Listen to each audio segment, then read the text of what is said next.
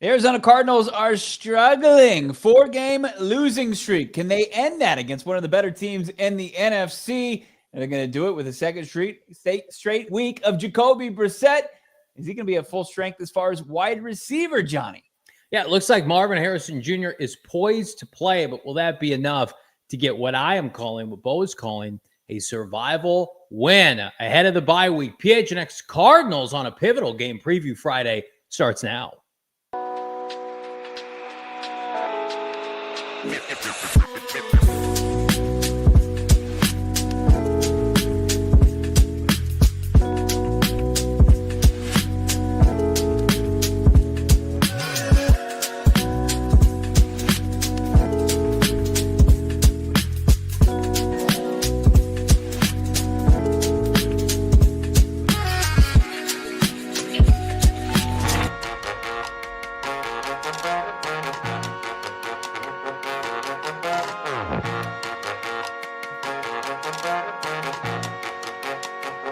Hey, welcome in. Cereal K, presented by our friends. That's Circle K. We need our friends now more than ever. It's the PHNX Cardinals podcast, your premier, #1 in the world Arizona Cardinal podcast. Kindly like and subscribe, friends. Leave us a 5-star wherever you get your programming. I'm Johnny Venerable, joined as always. It's Bo Brack here on a game preview Friday. Noah Man behind the mic. We have a robust Friday show, including game predictions and more. Bo Brack, how are we living today? Happy Friday, y'all. Right. I'm just going to skip my answer to it because it's just 4-game losing streak. I don't think anybody cares at this point. Let's answer the gigantic elephant in the room question everybody's asking. Trimmed it down a little too close, okay? Mistakes were made. I didn't say anything. It looks good. My upper lip, it's weak. My chin, it doesn't even exist. I don't know what to tell you about the facial hair. But look, this episode's brought to you by our friends over at Bet365. Never ordinary. Johnny's got some tasty bets up coming this way via Bet365. Download the app today. Use the code PHNX365. Deposit $10. Place a bet for $15 and get $200 in bonus bets. Got to be 21 years or older and physically located in Arizona. If you or someone has a gambling problem, wants help, call 1-800-NEXT-STEP. Text NEXT STEP to 53342. Visit problemgambling.az.gov. Love our friends at Bet365. Can we get Manscaped back to help our guy Bo Brack? Can we bring back Manscaped? Sweet, innocent, newborn baby, clean-shaven, Bo Brack here. And you know what? I actually think you did that on purpose so that the Cardinals, they can be reborn. They can start anew, right? Ooh. I'm grasping for straws here as we watch this dumpster fire of a team attempt to save their season. But no, I think you look good. I think we feel good today because I think we're going to get clarity one way or the other after this weekend. We're going to know what to buckle up for. Are we buckling up for a team that gets a win on Sunday, looks reinvigorated, rejuvenized, whatever you want to call it, can't pronounce that word, or do we get the shovels out and do we bury them? And is it an RIP Cardinals 2025 regular season, and then we start talking about who's out at the end of the year? Because 3-4, you can sell me on that. You got winnable games after the bye. You got Dallas, who, not very good defensive team right now. Like, you get 2 weeks off to prepare. 2-5. I mean, we're going to be talking about trades and not the good kind, right? Mm-hmm. We're going to be talking about job security, not the good kind. I mean, they have every incentive to pull one out this weekend. But here's the problem. You played patty cake earlier this year with the likes of Tennessee and Mac Jones, and even last week where you had Danny Dimes on the ropes and you couldn't get it done. And now it's like, I don't care how the Packers have played or how they've looked to thus far. This is one of the more buttoned-up franchises in the NFL with a big-time head coach, with a quarterback that can sling it downfield. The Cardinals, what do you got, Jonathan Gannon? What do you got, Drew Petzing and Nick Rallis? This is the week you throw the kitchen sink in a game where you're at home, but there are going to be a lot of Packer fans at State Farm Stadium. What do you stand for? I want to see a performance, frankly, that I thought we were getting last weekend. It was just I want to be overwhelmed by the amount of enthusiasm and the edge that the Cardinals are playing with. They need to play desperate. They haven't yet to this point. Right. They have to play like they have nothing to lose, but they have everything to lose as far as this season goes. No doubt about it. 2-5, it is it's an early grave for the 2025 season. And I know a lot of people, if they're little stitious or superstitious, and they think I'm doing my part and trimming my beard. They really want Johnny to do his part and call him dead, because we see teams come back all the time when he does that. Yes. I don't know if it works on the Cardinals, but they just need to show signs of life. And it's like they show signs of life at the end of the Seattle game, and then they show signs of life at the beginning of the Titans game, and then they collapse in the entire second half, and then they show signs of life for the bulk, let's say 3/4 against the Colts, but then it's not enough. They have a big time finishing problem, and they can't, whatever their problems, their issues may be, they have to overcome them in one fine performance at home against the Green Bay team that hasn't won on the road this year. I mean, that's one of the facts here you can throw in stats you can throw this way. A 3-1-1 Packers team where Jordan Love often has an affinity for making dumb, boneheaded plays. You have to take advantage of it and turn the pressure up and get an unlikely win against a good opponent. I have an affinity for Jonathan Gannon, and I want him to do well. We've had a chance to connect with him. I think he's the right person for this rebuild and this turnaround. But I also feel like there are instances in which when you're a defensive head coach and, your offense has been inconsistent, now you've got a quarterback controversy on your hands, like you're not really set up for success, right? Like, Kevin O'Connell can navigate quarterback snafus every year because he's an offensive guru, right? And it's an offensive league. Today was the first time. We don't have any presser clips from JG from earlier today, but I initially, when I was watching the press conference, I thought this way, and then I saw multiple people on Twitter feel this way. If you haven't had a chance to watch Gannon's press conference, I encourage everybody to go do so. This was the most dejected I have seen from Jonathan Gannon up until this point. This is somebody that lives and breathes enthusiasm, and maybe it's a tactic. I don't know, but there's a couple excerpts from Teo Mackey, Bo, and this kind of encapsulates the entire presser. But somebody asked, "How's Kyler coming along?" And he responded, "Good, yes." And then, "What are you looking from him over the next 48 hours?" Same. And I remember texting Bo during the presser. It wasn't just this, but other comments. And Gannon was giving pretty short one-word answers. Yeah. And I don't know if that's gamesmanship. I hope not, because I feel like what's the point at that point? We talked about that a lot on Wednesday. There's no gamesmanship to be had here, Cardinals. Right. I think it's more so exhaustion that they've had to endure a month worth of football that they did not anticipate. And then you couple that with the fact that they have been in the news for all the wrong reasons. Right. And I think that's been overblown, but anytime you start losing, it's just pile on affair with the Cardinals. I don't know. I hope this is not the beginning of the end for JG, but today, I was like, whoa, take him back. Because usually he's fired up on Fridays. He comes bouncing in the room, but we both have seen him. And he wants to talk about all the good. And today it didn't have that vibe. And I'm like, is this the beginning of the end? I hope it isn't. Yeah, I mean, it's a team that has just been beaten down with injuries. Not like the injuries are an excuse that they're using. There's still enough talent on this roster to compete. They're competing. Yeah. They're just not getting the job done. And there's a mix, I think, of words being used against this organization. And it's not unfairly. It's just what's being said, how things are perceived, and then pushback, right? As often happen when things are snowballing and spiraling out of control.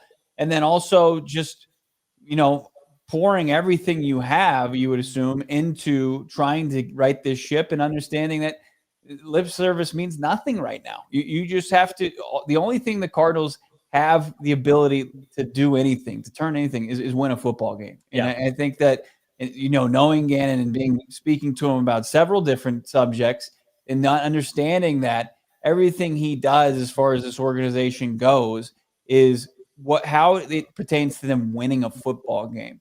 And I think, as he tries to entertain the media and give them something while not also showing all his cards or any of his cards, but at the same time, you have to, he wants to just focus on them getting a win. It doesn't matter if he gives you the full injury report or how they want to approach Jordan Love or Josh Jacobs, but he's more focused on how they're actually going to deploy their defense and offensive schemes and special teams and find a way to finally finish for the first time in 6 weeks.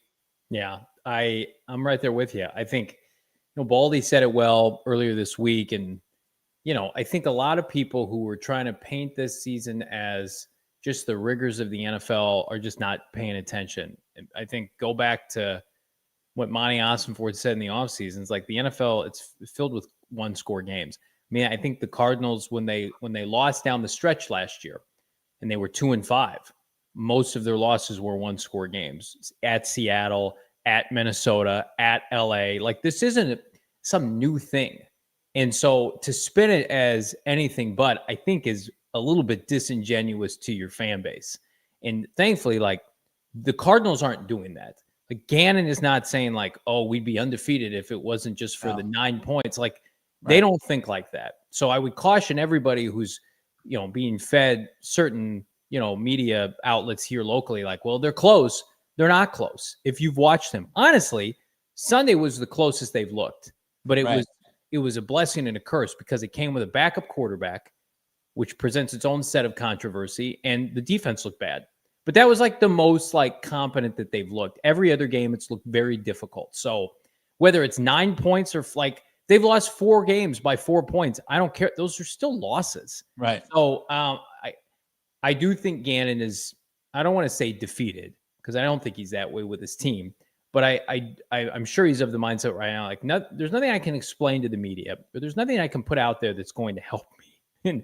And it was almost like the tale of two pressers. Like, he went YOLO mode on Wednesday with that Michael Vick clip. But that wasn't even, I felt like that was just as testy of a press conference. If you were there, you were watching it on the team's, I'm sure, social account, right? It was just a short and testy of answers because it was a barrage of injury questions, like what's the latest on Walter Nolen? What's the latest on Marv? What's the latest on Kyler Murray? What's the latest on D-Rob, Garrett Williams, this, that, and the other?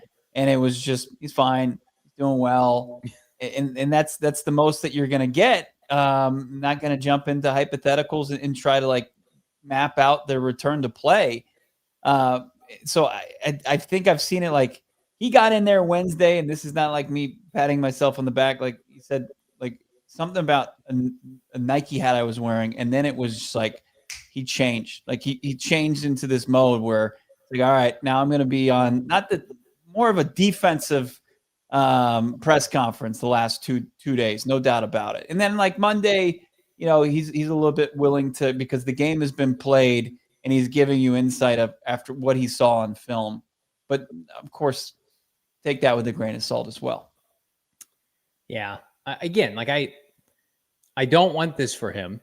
We root for Jonathan Gannon, partially because we like him and partially because he's the coach of this team. But I mean, like, you can't run from, if they lose this game, five losses in a row ahead of a 15-day bye week. I mean, you just can't. It's just, and to sit here and act like it's been anything, like this is a disastrous season. Like, we were on a call earlier today, Mo and I were, with some PHNX faithful or peers. I don't know why I said faithful. Colleagues. Yeah, thank you. And it was just like, I could never have envisioned this season starting this poorly. Even with the 2 wins that they had, they almost blew both those games. And I think that if we're surprised, imagine what Jonathan Gannon feels like. Right.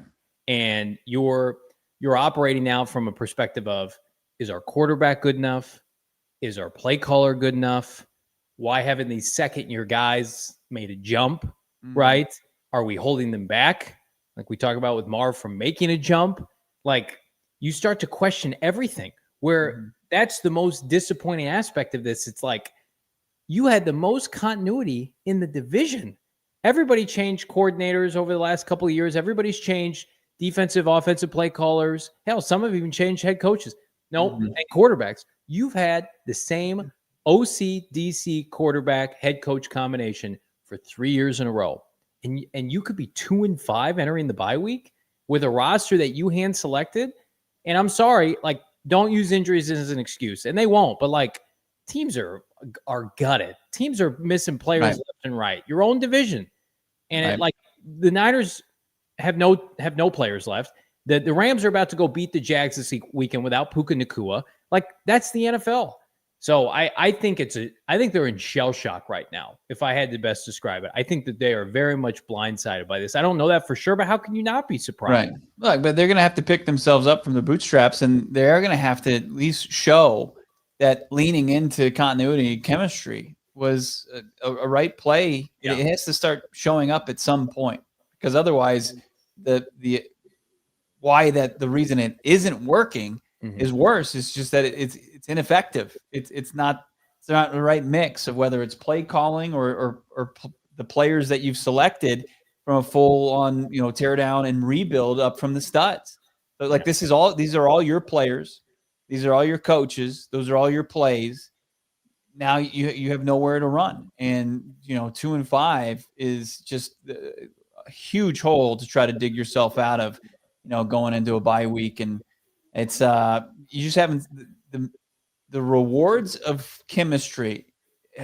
You haven't seen anything that resembles that. Like nothing looks easy in any phase. And that's a real, I think, indictment on where things are. And like, if they can somehow like get the paddles out, put them on the chest of this season and shock themselves back to life on Sunday against a good Packers team, like that would go a long way during a near 2-week off stretch. And like, I don't know. I don't think the Cardinals are going to win Sunday, but like to sit here and say like they have no shot. I've seen a lot of people say like this game's already decided. Like NFL teams, they were saying that last week. Right? Yeah. That they're not supposed to. It's a matter of can Gannon and company rally the troops to have the kind of performance you need. Like go hang a crooked number on them and have your pass rush that you bought this offseason, rough up Jordan Love, get some interceptions. No corner on the Cardinals team has a pick this year. Like change that against a quarterback, right. Like throw you the football. Like there are no more excuses. Like, well, I'm going to sit here on a post-game show on Sunday afternoon with my co-host and Britton Golden. And it's just like, you should win this game. You should win every game moving forward if you want to be taken seriously. I'm not in the mindset that they just, they should have built-in excuses to waving the white flag. Like please retire for those out there that are saying like, well, they've got close losses. It's 2025. I was promised a winning season, a playoff berth. I don't want to hear about close losses. That is loser mentality. Yeah. Thankfully, nobody in this chat preaches that, but come on. 4 losses, are losses. Doesn't matter how you get them. I mean, that Tennessee loss is a stain until you win another game. Man. So win a game that you're supposed to win, that you're supposed to lose, just like Tennessee came into your building and did that. God forbid the Cardinals do the same. We're coming back around the corner. We're going to talk about Marvin Harrison Jr., who looks poised to return, plus the latest on Kyler Murray. It's PHNX Cardinals. First, though, it's Friday night. I'm feeling right, and I'm feeling right because of my friends at Circle K. They're here to save me. It's like I put out the bat signal every time I need to go to. I need a little snack boy. I'm on the road. I need to fill up. I know where to go. Circle K has you covered. They've got a bunch of promotions going on right now. Deal drinks, okay? Drink deals, if you will. Everything and anything right now costs double digits. $10, $12, $15. Not Circle K. How about $1.50 large coffee? You might be thinking to yourself, what is that, like sewer water? No. Maple pumpkin coffee, $1.50 right now at Circle K. Hells yeah. Buy 2, get 1 free Monster energy drink of 16 ounces. Buy 2, get 1 free Red Bull. And then how about this? 12 packs of Coke. I was with somebody recently. We were taking a look at the 12 packs of Coke at a traditional brick and mortar store. And it was like over $20. You can get 2 packs right now for $15 or 3 packs for $20. Unbelievable right now. If you're a soda guy or gal, head to Circle K, join the Inner Circle for free by downloading the Circle K app today. Terms and conditions apply at participating locations. Visit CircleK.com for more details. I love that. I believe our friends over at PHNX Sun Devils are going to be hanging out today at Rally House. Ooh. Correct me if I'm wrong, but they're hanging out just like we did, and I was like, my eyes were open. Like, this is the premier spot to get all your game day gear and beyond. I mean, talk about all your Valley sports in one place. It's better than all the competitors out there. Actually, nobody holds a candle to this place. I mean, Rally House is unreal. We saw just the most Cardinal swag you can find under one roof, and it bests the team store that's just down the street at State Farm Stadium from their Glendale location. Love Rally House. Go load up on Suns, Cardinals, Diamondbacks, ASU, U of A, GCU gear, whatever it may be, Rally House has it for your game day vibe. It's not just hats. It's not just jerseys. They got tons of those. They also have your drinkware selection, signage, coolers, socks. Check them out right now and visit your local Rally House location. 3 Valley locations, Tempe, Mason, Glendale.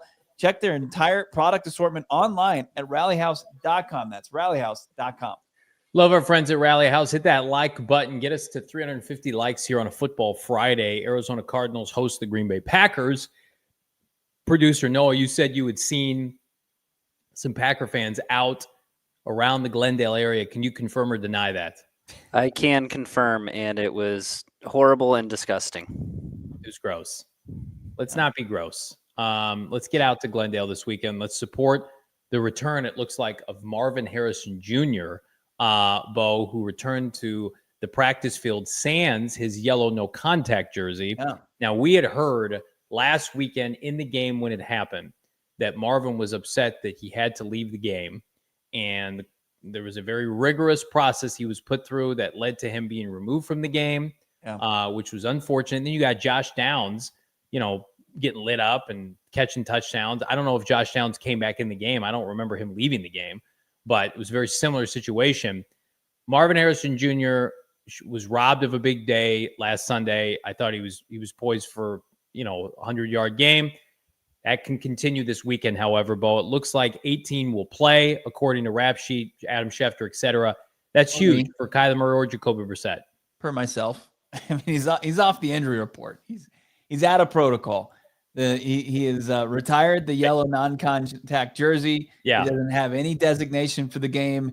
He is all green lights going into the game on Sunday. And no, you're right. I mean, it was frustrating last Sunday in week 6 where he's got this, homecoming. Right. And he makes a big second catch of the game for himself, and his head unfortunately snaps back and hits the turf violently, and he's immediately in protocol and can't get out. And that's his game. And it's such a bummer. And like, I'm getting like Yahoo Sports fantasy reports on, still no trust in Marvin Harrison Jr. Can you play him this? Can you play him that? And people still in my replies about Marvin, saying that it was the wrong choice or whatever. It's just really unfortunate. Even with a concussion, the guy can't avoid that type of criticism, where I think the last couple of weeks we've seen some really stellar play from MHJ. And if he can stay in there and looks like he's going to be good to go with Jacoby, I think I look at him to be the leading receiving option,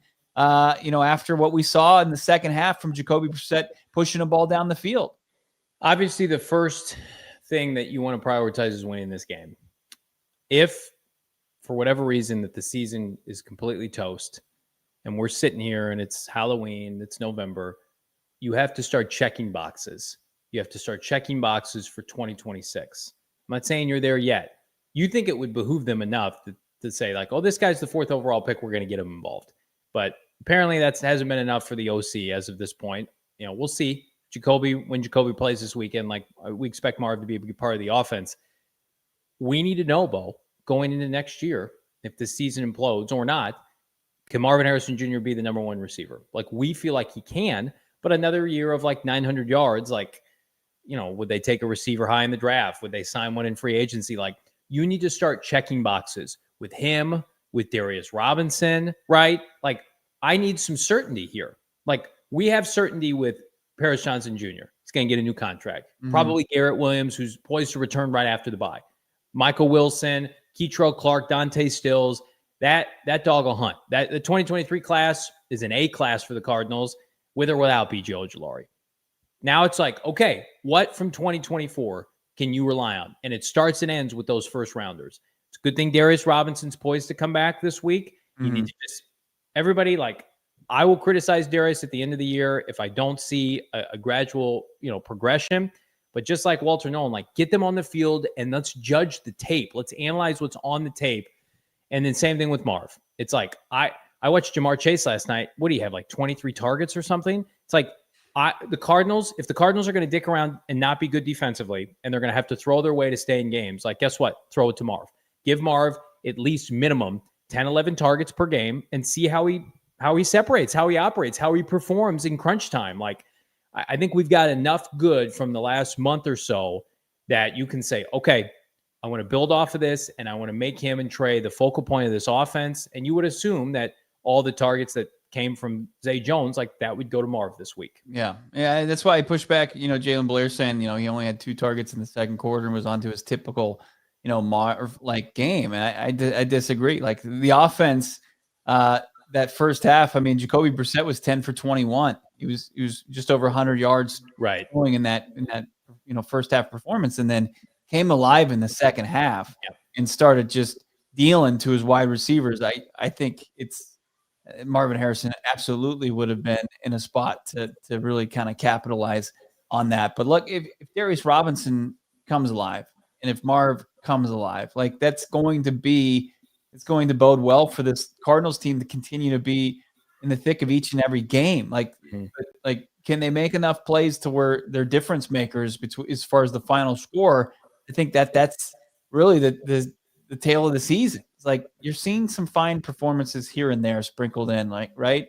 But you're not seeing like the definitive performances where guys are just winning games for the Cardinals. Like yesterday with Joe Flacco just lighting up and spamming the ball to Jamar Chase. Like, yeah, why not? Why not? I mean, Jacoby Brissett, you can nitpick his ability to, string together consistent performances, and he's probably a backup at this point in his career. But like, just like Joe last night, like I know he has the ability to seek him out in the passing game and target him heavily and often and see what happens. I'm with you. Again, if you're Austin Ford and you're trying to keep your job and remain employed, and you're trying to make sure that your coaches do the same, it's in your best interest to make sure that your young players are ascending as the season progresses. Like we've talked about it. If Kyler Murray's not back next year, guess what they can hang their hat on? Well, we didn't draft him. We're going to recoup an asset. We're going to get a different quarterback, right? Calais Campbell is in his last year of his career, right? You talk about some of these players that they inherited. Jalen Thompson's in the last year of his contract. Do they flip him for a draft pick? They need their draft classes, not their free agent classes, but their draft classes to be able to say, these are future contributors. These are guys we can build on. It was the thing that led to Keim and to a lesser extent Kingsbury's fallout with this organization, because you couldn't count on sustained success because the draft classes weren't there. And you were buying a team every offseason in free agency, and you were making trades with minimal return on investment at the end. They need to be able to say, Marv, he's a guy, and Darius, he's a guy, and Max Melton. Because I'm going to tell you right now, that third round, it's almost dead on arrival right now. Yeah. Trey Benson, he's going to have probably the second half of this season to show what he can do. Right now, if you had to ask me, Cardinals adding a running back next offseason, probably going to draft one, right? How about Isaiah Adams? Oops, he's already been benched. How about Tip Ryman? It was a reach of a pick. He's out for the year with a broken ankle. What about Elijah Jones? Healthy scratch. That is a disaster class third round for Monty Ossenford, where he hoarded third round picks that year. Okay? I know Taylor Demerson came at the top of the fourth. He looks like a stud. But to remedy that third round, Darius, Marv, Max Melton need to play and need to have opportunities, especially Marv. Like Darius and Max are going to be out there and they're going to have an opportunity to make plays. Marv has to be given the opportunity by throwing him the football. He can't just run cardio for 4 quarters. So the good news is, though, with Jacoby Brissett, it looks like at the very least, wide receivers are getting fed in this offense at least for a week.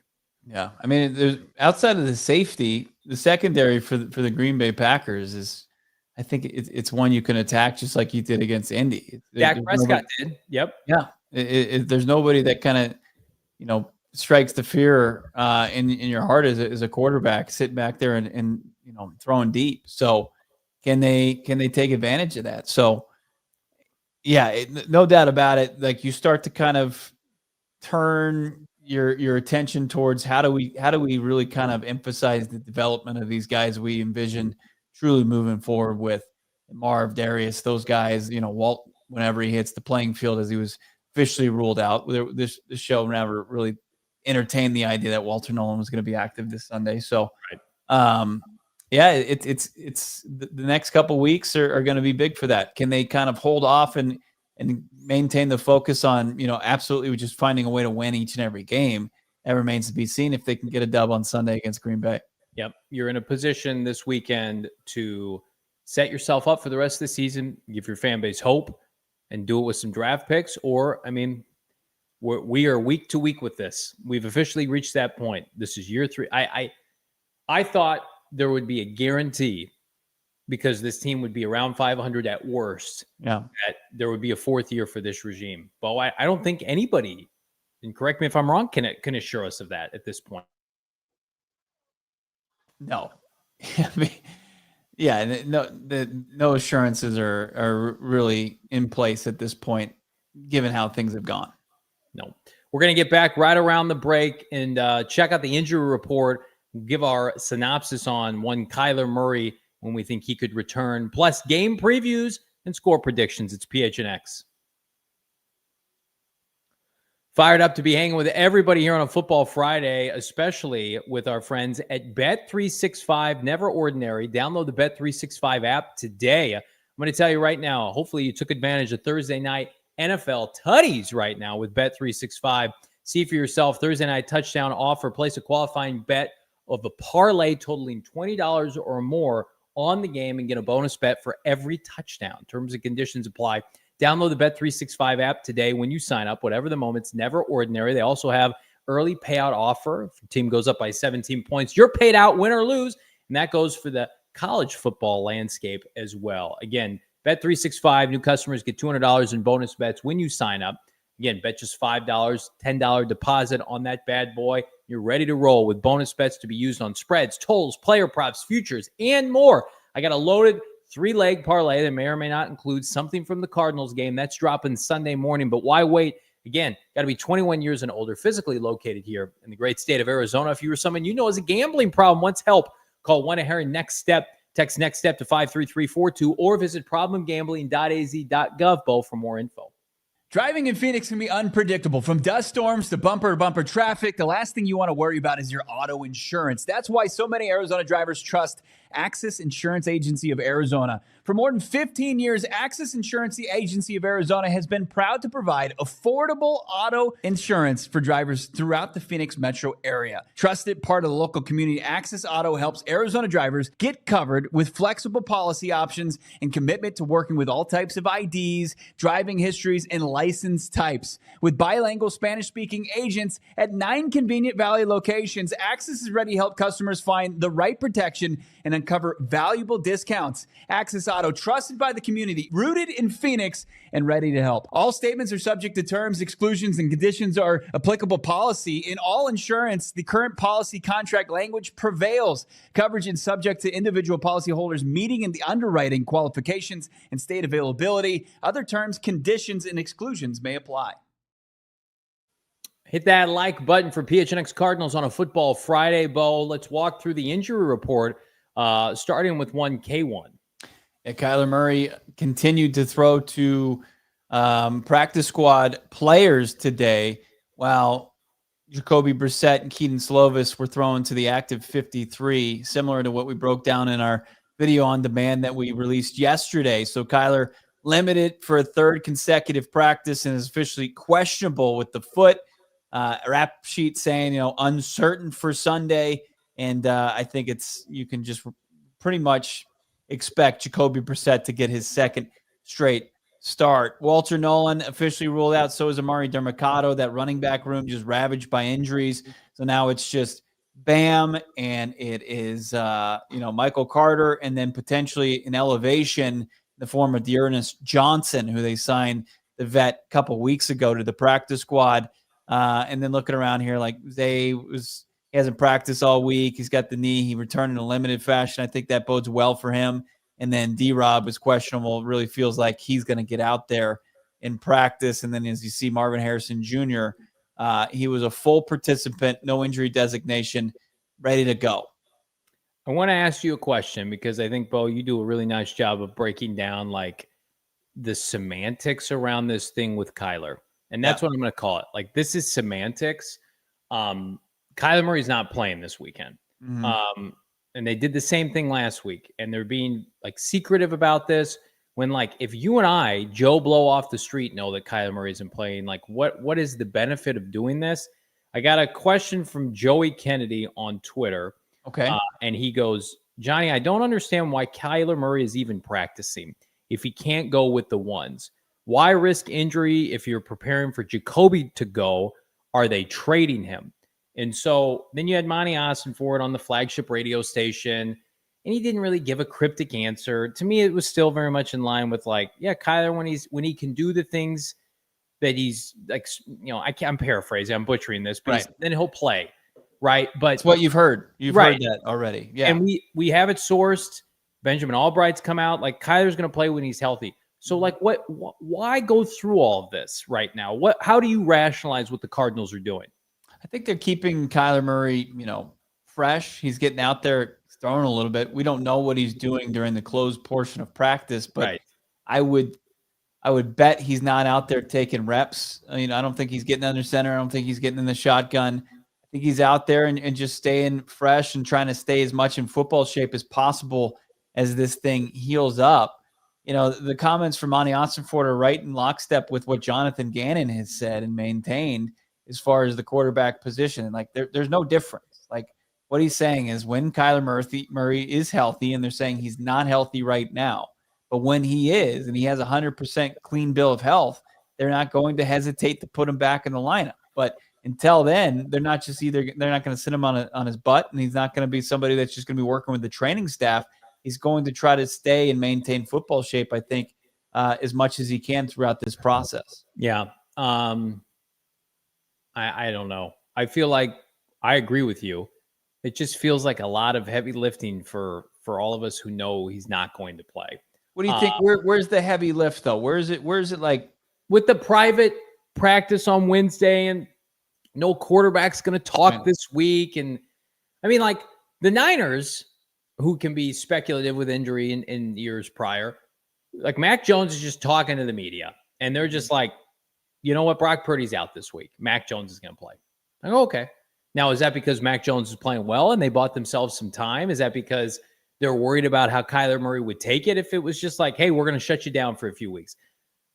These semantics just, they rub people the wrong way. When also keep in mind the Niners were slapped pretty heavily or harshly and scrutinized them under a microscope with the Christian McCaffrey stuff. Sure, yeah. So I don't think they mess around. And so now they're So we'll see. I don't think the Cardinals are going to be in trouble with their handling of Kyler Murray. No, I don't think that. I just think like the optics of it are strange. That's like It is. Everything's going to look strange right now. They've lost 4 consecutive weeks. They've started the season under 500 to this point all 3 years. Like, it doesn't look colorful. It doesn't look smart. It just looks like it's against the grain. Right. And people are like, what the hell? Like, this isn't giving you an advantage. Just rule him out.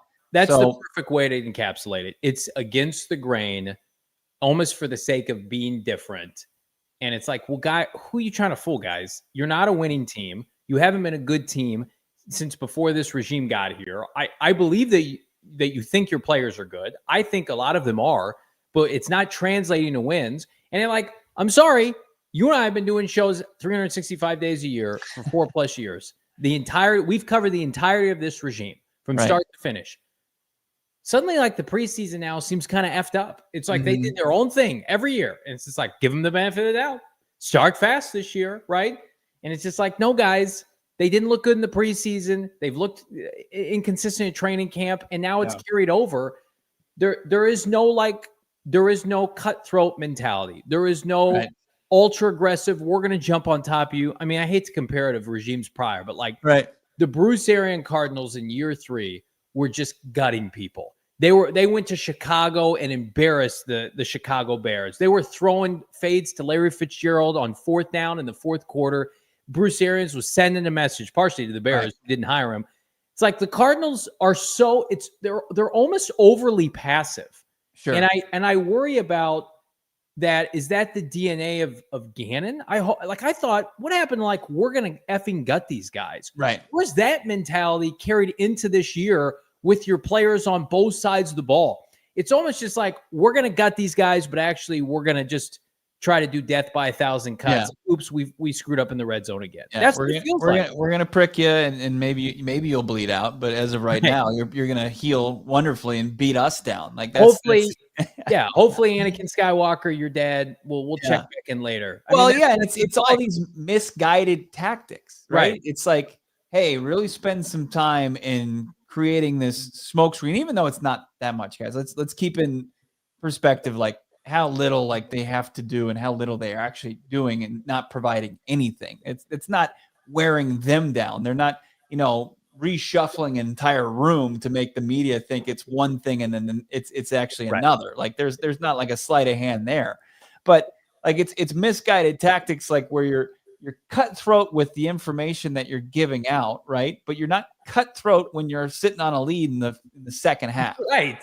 It's like where it matters. And I completely get that. You're willing to give up drives and give the ball back willy-nilly and run the ball in 3rd and 8, but you can't be honest and transparent with Walter Nolen's recovery. Right. Walter Nolen. He's like 3 weeks away. It's like, you're not going to get morsel of information as far as this goes. No, I get it. Like it doesn't make sense to me. All this smoke and mirrors when, if you're a team that's truly dialed in on the details and doing, what it takes to be those true killers out there, then nothing's going to get in the way. It's just like, this is our team this week. This is the team that's going to show up and kick your ass. But it doesn't seem like it's not the approach. Don't you think, and maybe I'm too cynical and I'm looking at it from what I feel like is an obvious perspective and they don't think like this. It's like, you're trying to ingratiate yourself with this fan base right now. This fan base and like, I get it. Twitter is not real life, but our comments, social media's comments, like man on the street, it's like negative about this regime right now. Negative about the quarterback, the play caller. Now people have turned on Gannon. And like, you got a robust Packer environment on deck here ahead of Sunday. It's like, get your fan base fired up. Yeah, come out to State Farm Stadium this weekend. I can't wait to you guys see the effort we had. We're fired up right now. And I get it. Gannon said something to that effect last week where he say like the guys they're vibing or something. What did he say? Right. He's like people twisted that around, so you can't win. Dope as hell. It was dope as hell. Dope as hell. But like it's almost like your passive approach right now as a franchise. It's like you reap what you sow. I want to be able to get people fired up about this team, but I can't want it for you publicly. You give me some juice. And again, like this is a complete outlier scenario, and Bo's going to hate that I bring this up, but it's like, it's like what Scadaboo's done for the Giants. Like the Cardinals need their own version of that. Not Scadaboo now. That ship sailed. Yeah. But they have nothing like that. That's a Giants team that we knew was going to be bad, and they are bad, and they've got more juice than the Cardinals could ever dream of right now with a walking, lame duck head coach because of Dart, who's playing okay. Yeah. And then Cam Scadaboo. It's like none of your draft picks are providing that, except for your second rounder. I mean, it's just a really tough time. Guys, we're trying to let us help us help you, or whatever it is. Like, give us something to be excited about. But they can't. They just can't. They can't find anything like that to latch on to. They've got these players that are bought in. They're spending, all their time at the facility watching, as much film as possible. And they're these guys that came in as top flight prospects. They've got the size, they've got the athleticism, they've got all the, the RAS scores, this and that, and everything on paper looks great. And you like how they practice, but they're lacking, and I know we're just use Scat for the sake of, the example here, but it's like, he's a 5'0" running back who's undersized as far as, his weight. He's under 220. But he finds a way he finds a way to be productive. Yeah. Finds a way to get to the end zone. He finds a way to affect the bottom line, and that's scoring points and helping a team win a football game, where I just feel like the Cardinals are just like out there playing. Like who's impacting the bottom line for the Arizona Cardinals? And it's like you're hard pressed to find that out. You look at like Stephon Diggs, what he's brought to the Patriots, giving them an edge, right? It's like, where's the edge coming from with this team? I mean, like honestly, Bo, it's like the closest thing they have to an edge is they signed a 38-year-old defensive tackle. Like that, it felt like Calais gave them an edge like early in the season. But they don't have and maybe that's the play style of Marv, and it's the passive nature of Kyler, and it's James Conner being out, right? But I don't know. They need some like a rallying cry. If this season is going to turn around, but it goes back to like, who are they? What's their identity? This is year 3. You don't have an identity. You're a passive team offensively and defensively. We thought the defense had taken the next step, and you got exposed last week with players returning in the lineup, and now offensively, it's like we don't even know what to expect this weekend. It's Trey McBride can't be your identity. And I love Trey. A tight end cannot. We saw it with Brock Bowers last year, and it's a singular entity like that plays tight end. They need something more. Sure, they need it now, and I don't know where it's going to come from, honestly. We're going to find out where we think it's going to come from as far as our key players of the game. Who's going to make the impact to give the Cardinals a chance, pull off the upset over the 3-1-1 Packers. We're going to get into our key players of the game, plus our game predictions, all coming up next. PHNX Cardinals.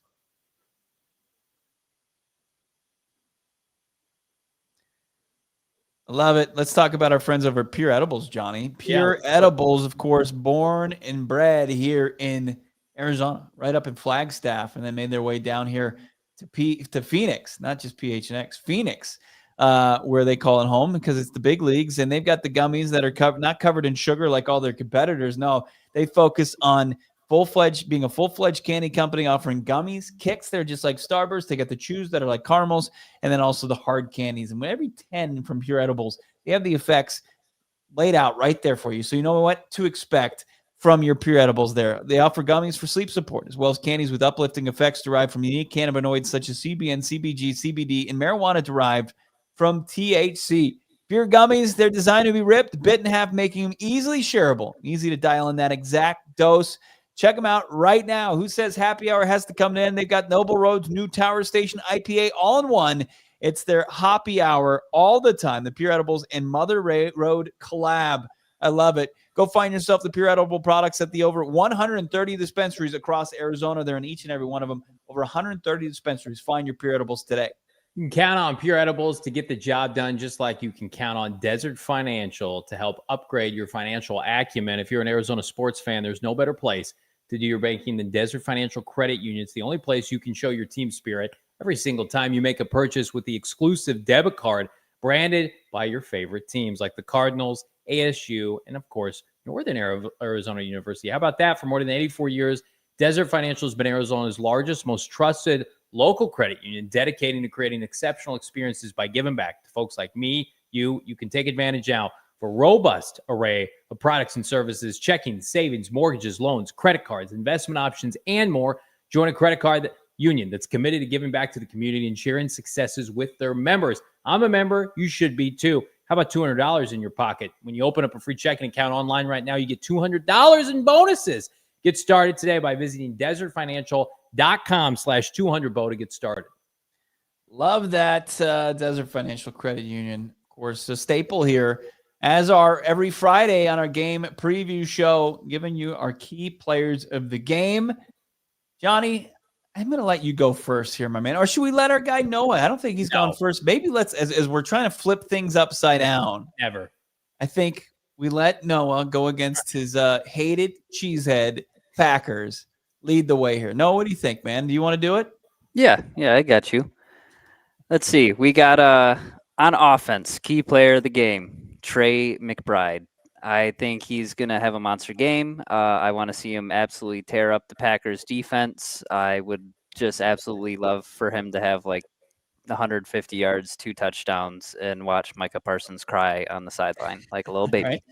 Right. On defense, we got Rabbit. I know he's been up and down technically with, that little mistake he had, but he really has been quite a good player this year and has shown a pretty good ball hawking ability so far. So I'm in love with this pick. I think he could have a good day, especially against a bad play happy Jordan Love, who sucks also. And my X factor of the game is Josh Sweat, because I want him to terrorize Jordan Love. I want the Sweat to kill Love. Right. I love it. Aggressive, nonetheless. Hit that like button if you agree with Noah, man. I'm with him. I think Sweat's going to have a big day. I think he's due. Jordan Love been known to run into some sacks. I will pick up the baton from here, Noah, man.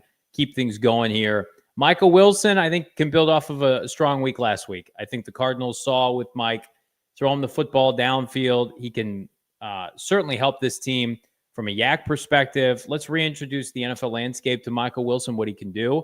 This offense needs to run through him and, of course, Marv and Trey McBride. Jacoby Brissett, let it rip. What do you got to lose? You don't. Darius Robinson coming back this weekend has to be a key. And again, he's had time off. It's time to reinsert yourself in the lineup. He was playing relatively well those last 2 games. He had a sack, then he had a big stop, TFL against the Niners on the goal line. Again, I don't know if he's ever going to put up those robust numbers that we were hoping for, but goodness, they need him. Calais and Dalvin have been playing too much. No more practice squad guys. Darius needs to make an impact. The Cardinals look so pathetic rushing Jordan Love last year in Green Bay. Can't happen this year. That defensive line has to get after it. And then speaking of the line of scrimmage, Will Hernandez, PFF grades be damned. The Cardinals offense has looked infinitely better with him in the lineup. Communication has been better. Jonah Williams has looked better at times as well. I like Isaiah Adams, but just wasn't getting the job done. Will Hernandez, to me, has an opportunity to continue to re-solidify this unit. And let's see if the Cardinals, Bo, can have 2 straight quality offensive performances, something they really not only haven't done behind Jacoby Brissett, like Drew Petzing. When's the last time he's had back-to-back nice offensive games? It's been far too long. And, could you find back-to-back performances where you're like, hey, that was good. That was a good script. That was good, rhythm play calling. They'd love it to see it. If it's the first time ever, why not do it now? Because it would go a long way for this Cardinals team. I like those last 2 guys, with D-Rob and Will Hernandez, because if you look at them, they're not guys that are PFF darlings. In fact, both of them horrendous scores. And I know that that's been a big topic of discussion raised by former Cardinal J.J. Watt this week. But, we saw defensive line Johnny without Darius Robinson struggle. And, I know he's not a guy out there that's making splash plays and getting after the quarterback and racking up TFLs, but clearly the defensive line played better with Darius in the lineup than without. And same thing goes with Will Hernandez, where, you look at the grade and you look at the sacks and you look at the penalties and you look at the pressure that he's surrendered, but still it looked like things were more steady with Miho in the lineup. So I'll take those guys being in there as opposed to not having them in there. And maybe, they can both take a significant jump here in week 7. Let's get to my key players here. Not too far off. As I mentioned earlier in the show, I think this is a big MHJ game. Marv. Feed Marv early and often. Put him up against Max Melton's brother, Bo Melton, who's a converted wide receiver to cornerback. Put him against, the secondary here where Marv could really feast and really start to parlay and stack some games here with the only kind of, low performance was when he exited in the first half with a concussion. I like Marv against the secondary. I think they're going to have to sling it to have a chance. And then on the other side of things, as we mentioned, Jordan Love has the ability to turn it over. I like Will Johnson. Can he get his hands officially on his first interception that won't be negated by penalty? I hope that's in front of the Red Sea on Sunday. That would and can the offense, play complimentary football and cash in this time instead of squandering it away? And then I'm with you on Darius Robinson. Like I mentioned, like he's not. Is he going to show up? Is he going to have 2 sacks? Is he going to have a couple TFLs? Probably not. But can he just kind of continue to play his role, fill those gaps, and set up guys for success and be good in the run game? I'll take that from D-Rob. Yeah, I'm with you on Will Johnson. Statistically, top 5 to 7 corner cover corner in the NFL right now, depending on who you dabble with, PFF or otherwise. So again, like getting snubbed across the board, whether it's like these redrafts that people do, and as you mentioned, ESPN didn't even mention him in like the top. How many rookies? Like 15. Yeah, it was a joke. It was like 20. I mean, it's an absolute joke. And again, like that falls on the Cardinals, and that falls on this regime where it's like we want to be able to highlight the players that are playing well, but people don't want to talk about a losing team, a losing culture, and that people get forgotten. Like do yourself a favor. It's like, why are people talking about Ibuka? Because Baker Mayfield and the Tampa Bay Bucks are on fire and he's playing really well. It's just like, get these guys on the national stage. Get these guys in a position where they're playing meaningful football at the end of the year. It's like Marv is an outlier because everybody knew Marv coming out and everybody knew the expectations. And now they're just waiting to see what happens. It's like Will Johnson, if they redrafted the first round, would be a top 10 pick. And like nobody's talking about it. Cardinals have to do a better job. And it all comes from wins and losses. Let's get into that now. Our official game predictions on a Football Friday. Hit that like button across the board. I'll get things started. I want to believe it's like the X-Files. I do indeed. I think the defense will play a little bit better. I need to see it a second straight week from Drew Petzing in this offense. I think for me, Bo, I think the Cardinals offensively got lucky last week avoiding some critical sacks because the Colts defensive line is not very good. Jacoby only took one. That's not the case with the Packers defensive line. Rashawn Gary is fantastic. And then, Micah Parsons, what he's poised to do, he's going to turn it up at some point. If the Cardinals are in this game in the fourth quarter, I think they do win it this week.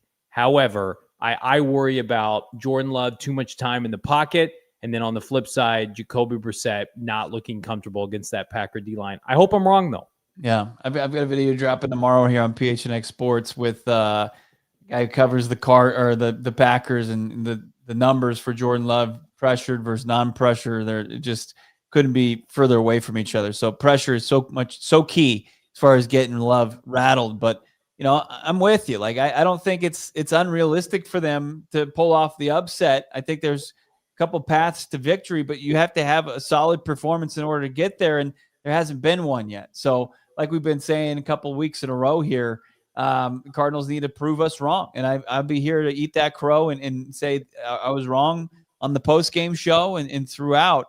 But I got the Packers winning this one 27-21. Defense needs to get a few more stops than they have the last couple games, Johnny, in order for me to believe like, hey, they can be that team that keeps you under 20 points per game. Noah, where did you even get this photo that you have with your predictions? Did you shoot that today? Why do you have Jordan Love as your phone saver if you're going to thumbs down him here? I need an explanation.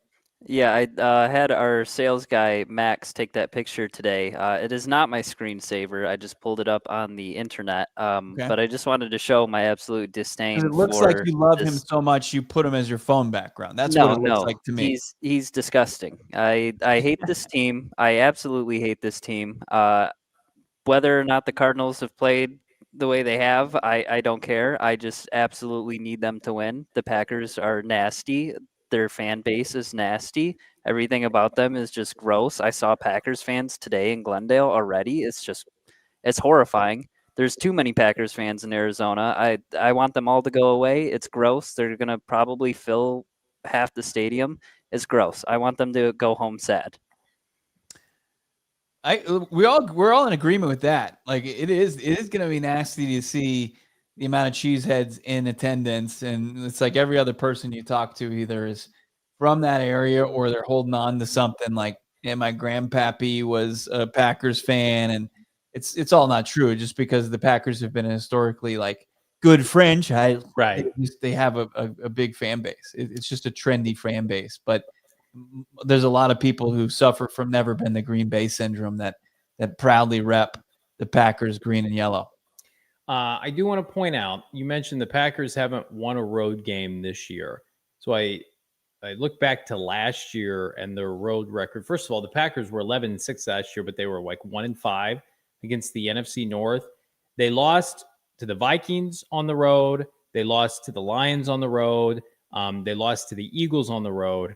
Here's who they beat on the road last year. They beat the Rams early in the season when everybody was beating the Rams and the Rams were dead. They beat a bad Jags team. They beat the Titans last year, and they beat the Bears and then the Seahawks on the road. So, I mean, and a lot of those games were close. So, like, history says, like, this will be a close game. Just based on, like, Jordan Love is a road quarterback. They are a much better team at home. Yeah. I think so. Cardinals throw the kitchen sink as we go into overtime. Fake punts, maybe? Could we see some kitchen sink game. Yeah, I guess. I mean, like, I'm coming on this show every week, and I'm saying Gannon's the right guy. I believe in him. I believe in his messaging. Like, you gotta prove it now. I mean, it can't just be this. And maybe that's why they've stopped talking. But man, like, no Kyler Murray or not, like your team is relatively healthy. I mean, like, who are the Cardinals missing? They're missing Garrett Williams, who's a good player. They have 2, what I think are excellent corners, and you've got 3 safeties that can play. You're not missing any edge rushers. You're not missing your stud off-ball linebacker. You've got enough D tackles now this week to get by. The entire offensive line is healthy. Your all-pro tight end is healthy. All your wideouts are healthy this weekend. I mean, like, I didn't love Trey Benson anyway. You're missing James Conner, and you're missing Kyler Murray, who was not playing well. Like, this is your team. This is about as good as it gets in the NFL. You're down a couple starters. Some of them will be back after the bye. It's just like, sorry, guys. It's just not good enough. Let's see you go out there and take a game from the first quarter on and have it never be in doubt. Maybe they can do that. Yeah. Can you defensively do what you did against Carolina to open things up? And can you offensively do what you did against the Colts? Like, let's see that. Green Bay getting healthier up front. I think it's the first time all season they're going to have all their starting offensive linemen in there. But, like, can they hopefully make them look a little rusty? I mean, you got the horses up front to do it. You've done it so far a couple times this season, but make the Packers offense look stagnant. Like, I know we're calling for all these turnovers, but just make them punt, get off the field at home. And that would do wonders, I think, for this Cardinals team.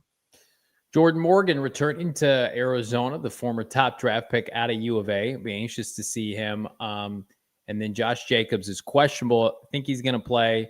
Matthew Golden coming along. We know what Tucker Kraft can do. Like, they've got weapons. Cardinals. I mean, Cardinals were beat like a drum last week with all of the Colts weapons. Jonathan Taylor, Tyler Warren, Josh Downs, Michael Pittman. I mean, like, that can't happen again. Like, that, in a lot of ways, like, Daniel Jones and Jordan Love are very similar. They can move in the pocket. They can turn the football over, but they can hit the big play. I mean, this should be very similar to what you saw a week ago. Let's see if the Cardinals can make adjustments, Bo, as we jump into Super Chats. Get it. Kicking things off, Tyler P., friend of the program, Canada, 279. Cooper DeJean, 76.4. Max Melton, 44. Enough said. Well, I think Max Melton has a tougher assignment. DeJean is a true slot corner. The Cardinals have that in Garrett Williams. I think Max Melton should be a high-end number 2. They were bailed out by Will Johnson now. Like, Will Johnson's their number 1 corner. And that's how I look at this secondary. It's like Will Johnson, Garrett Williams in the slot, Max Melton getting number 2 receivers. And I think that they'll benefit from that, Tyler, long-term. But, yeah, it's not happening right now. Yeah, look, DeJean's off to a great start for his career. He's part of a loaded Super Bowl team and made a pick 6 in the Super Bowl. I mean, I understand, like, it's not great. But, you know, the Arizona Cardinals thought that they didn't need a guy that was going to primarily play in the slot. They love Garrett Williams, and they needed somebody who could play outside. So that's why they were willing to move down in the draft and collect assets. I don't know if you can say this is like a 1-for-1 here. I would push back on that just because they had his position filled. But, you know, there's the same argument made for the running back, too, by some people that I won't name. The asset that they got ended up being utilized on Tip Ryman. Fun fact. Oh, man. Ryan Carley, been a member for 1 month. Thank you so much, Ryan. We appreciate it. Thank you for your commitment to the channel as we find our way through these dark times as a Cardinal fan. When K1 comes back, will he be willing to learn from Jacoby Brissett, make some changes to his game? Most notably, in my opinion, willing to take a hit that let routes develop. I mean, let's see what Jacoby Brissett does this weekend, Ryan, because that, win or lose, like, that's going to be a talking point. Because Kyler's going to be healthy to play for Monday Night Football. I think Bo and I are on the same page that he's going to play that in that game. Yeah. But the offense against the Dallas defense, it's terrible. Like, can the offense now take the next step? Because I'm going to tell you right now, like, Michael Wilson and Zay Jones and hopefully Marv now, they're hopefully going to be used to getting the ball and have an opportunity to make plays. Like, that can't go away. So, Ryan, I wish I could answer that.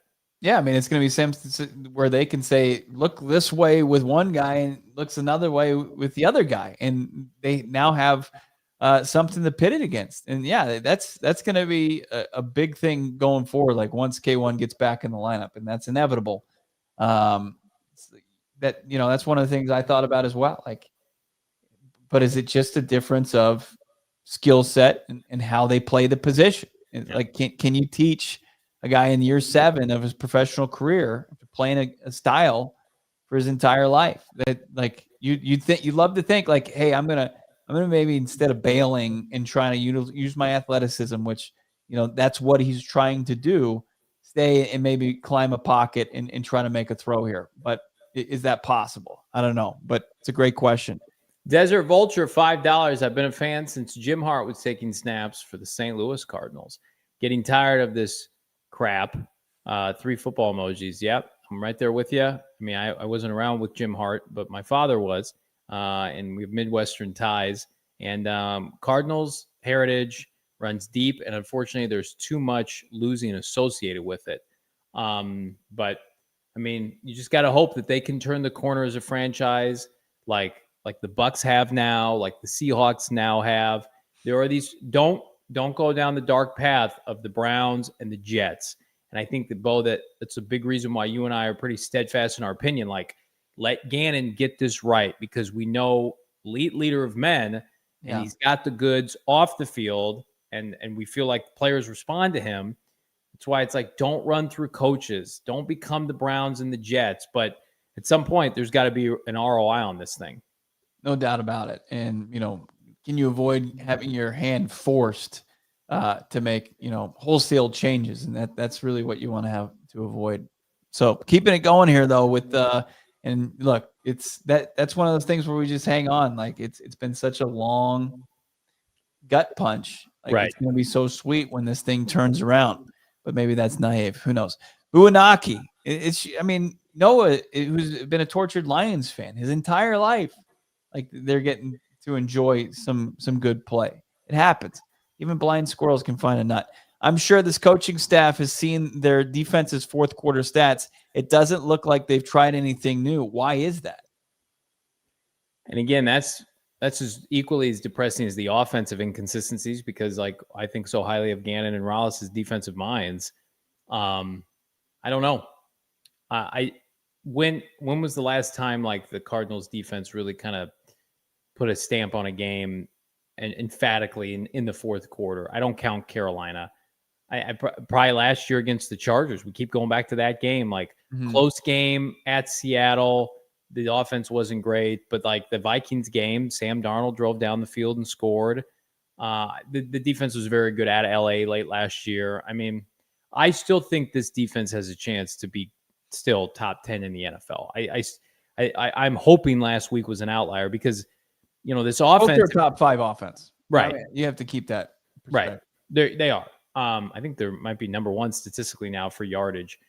For me, it's like if the offense can show signs of life now moving forward, that's only going to help this defense. And this defense has been excellent at home, so hopefully they keep that up. No doubt about it. We have any more super chats left? Or that's it here on a Friday. All right. Unbelievable. It's been a great week. The passion, obviously the frustration it continues here. It's tough to avoid that, but we appreciate everybody showing up, jumping in the chat, continuing this, trying to talk this thing out. But like we started the show with, it's all going to come down to this team performing on Sunday against their opponent. Their opponent happens to be one of the best teams in the conference, 3-1-1 Packers, Johnny. So looking for the Cardinals to turn things around and shock the NFL world. That would certainly happen 125 Sunday if they can find a way. Regardless, we're going to be back with full coverage on Sunday. I'm going to be live at Chicken and Pickle for our robust tailgate that starts at 11 a.m. Food, drinks, banner time. Bo's going to join Britton and I. I'll get the beer. Yeah, that's right. Rally House gift cards. Like there's so many reasons to come hang out. If you're going to the game, it's a must stop by. If you want to just come hang, absolutely. You're more than welcome. Check out what's going on in Chicken Pickle. Hang out with Britton and Noah and the entire crew, and Johnny, if you want. And then, hang out for the game day vibes, and then we'll have pre-halftime and post-game there as well.